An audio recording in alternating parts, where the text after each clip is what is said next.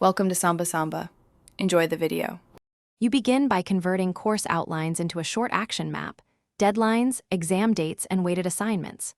Once done, pick your first 2-hour focused block and book it on your calendar.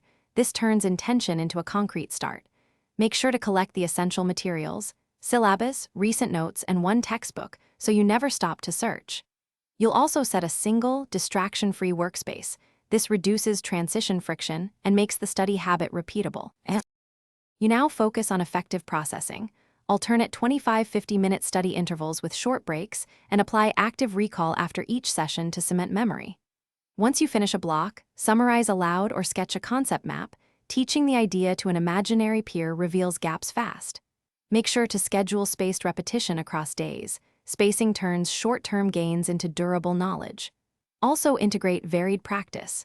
Read, solve problems, and then immediately test yourself to strengthen retrieval pathways. You finish each cycle with a deliberate review.